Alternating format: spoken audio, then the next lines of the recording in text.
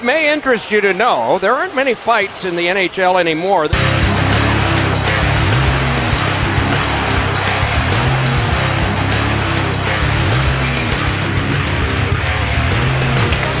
me again, you little fucking shit.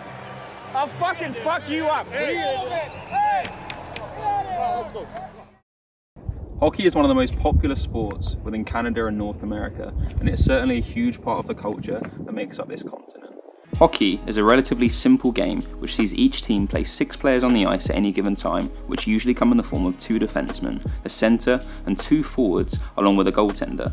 The aim is to outscore your opposition, like in football, but within 3 20-minute periods. It is a fast-paced, technical sport, but there is a famous association with the sport that usually takes centre stage.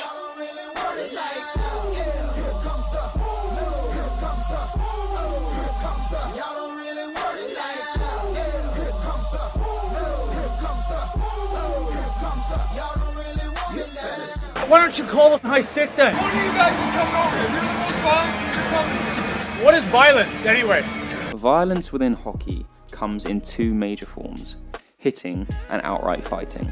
Hockey is the only professional sport in which fighting is permitted, and although technically it's not allowed, players are handed just timeout penalties rather than lengthy post-game suspensions and instant ejections from the game. Fighting in ice hockey is only permitted in the NHL and other North American professional leagues. Fighting is not allowed in international hockey competitions or within European leagues.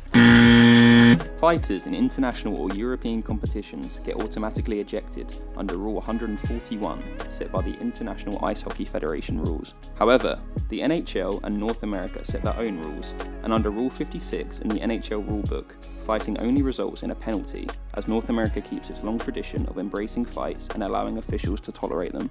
Although hockey is considered to be a huge part of the culture here within North America, within the sport itself, fighting is a huge part of the culture within hockey. There have been many calls to have fighting removed, but it has always remained, as it remains part of this culture people talk about. By many people, it is seen as a traditional part of the sport that makes Canada and America so great. The Ontario Hockey League is a Canadian provincial hockey league that tolerates fighting and sees many of its young talents draft into the NHL. I travelled to Barrie to visit the Barrie Molson Centre, which is home of the Barrie Colts, who play in the OHL, and I interviewed young prospect Jonathan Murray about his thoughts on fighting and his journey. What age did you start playing hockey? Well, I first threw on the skates when I was 3 years old, but I started playing real hockey when I was around 5. What made you like hockey? What made you want to play? Well, I was always watching a Canadian boy growing up, and I liked the contact, the fighting. It was always interesting to me. Yeah, thought I could be good at it. So. What age were you allowed to start fighting? Around 12, I'd say. 12? Really? Yeah. Did you enjoy it? Or?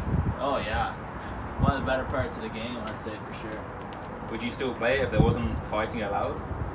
Well, depends. I'd still probably play, but wouldn't be as fun, Do they make you fight? Do they encourage you to do it, like the coaches and the staff? There's a certain player on the team that's designated as the goon, and if the coach tells him to go out there and fight, he fights, and if he wins, it fires up the team. It gives us a bunch of energy, like second juice out there. Despite the rough association within professional hockey, it is a hugely driven community sport. More Canadians play ice hockey than any other nation, and cities, councils and volunteers do all that they can to make it accessible for as many people as possible. During the winter months of Canada, which is pretty much half of the year, hockey is accessible to pretty much everyone because every other street will have a place like this that you can go and play hockey. Car parks and basketball courts get flooded in the winter months, so children and all the local residents can just come and play. So this is obviously like a culture within Canada, right? And you just do this just for your own back? I do it for fun, yeah. I've been doing this for a few years now. My dad built one in our yard growing up.